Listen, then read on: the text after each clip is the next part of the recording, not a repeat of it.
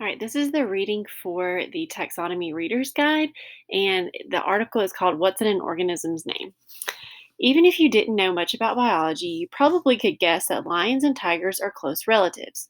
You also could be pretty sure that bears are animals and that roses are plants. It is easy because these organisms are familiar to us and have such distinctive appearances. What if you had to find out whether mice, elephants, and bats were related? To answer this question, you would turn to taxonomy. Taxonomy is the science of classifying living things. Taxonomy is based on the principle that everything in our world is related in some way. It is a science that groups organisms according to their structures and functions.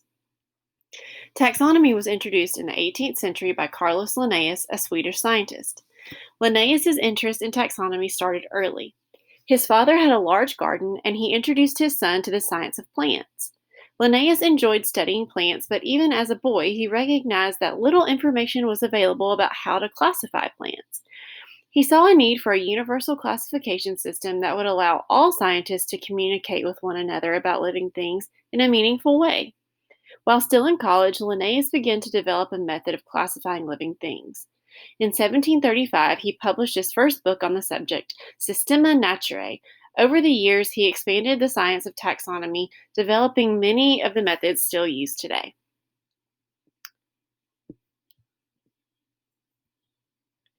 Linnaeus developed rules for classifying plants and animals according to their structures. His work resulted in a 7-layer system: kingdom, phylum, class, order, family, genus, and species. You can think of this system as an upside down triangle. The top layer of the triangle is the kingdom category.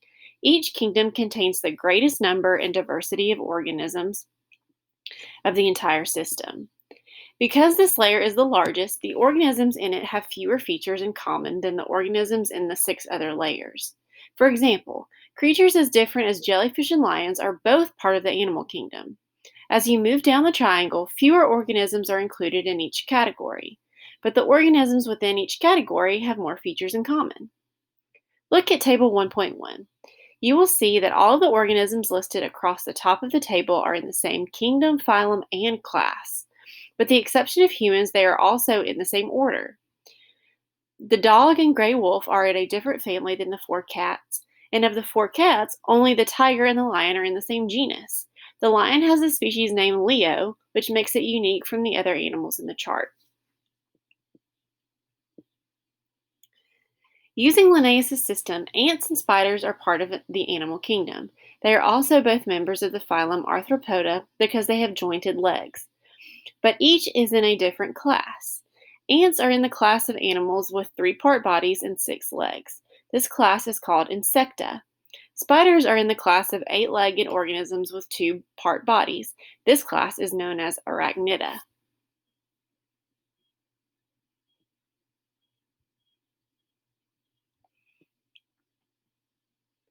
Linnaeus grouped all organisms into 2 main kingdoms, plants and animals. Until the second half of the 20th century, most biologists used his system. Then they added a third kingdom, the protists, because microorganisms did not all clearly fit into the animal or plant kingdoms.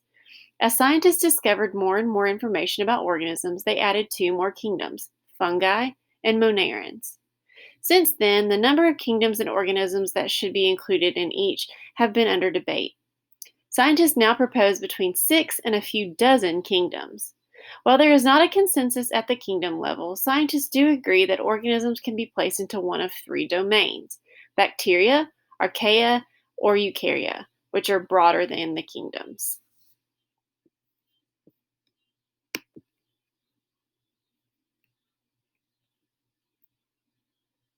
Linnaeus also developed a system for naming organisms, under which a 2-part scientific name is assigned to every organism. An organism is named on the basis of its genus and species. The species name is usually an adjective, and the genus name is usually a noun. The first letter of the genus name is always capitalized. When the scientific name is typed, it is always in italics. Then, when written by hand, it's underlined. Some organisms are named after one of their prominent features. The scientific name for the red maple, for example, is Acer rubrum. Acer means maple and rubrum means red. Some are named after the location in which they are found. A species of fly discovered in Humbug Creek, California, was named Oligodranes humbug. Others are named after the scientist who discovered them. There are other sources of names too. There is a spider, Draculoides bromstokeri, named after the novel Dracula by Bram Stoker. Perhaps the grandfather of all names belongs to an aphid, a tiny insect. Its scientific name is Mysocallis kahawalukani. This Hawaiian name supposedly means you fish on your side of the lagoon and I'll fish on the other, and no one will fish in the middle. Linnaeus' groundbreaking work of the 18th century remains the basis of the system we use today. Taxonomy now helps scientists classify more than 10 million species of organisms on Earth, and new kinds are discovered every year.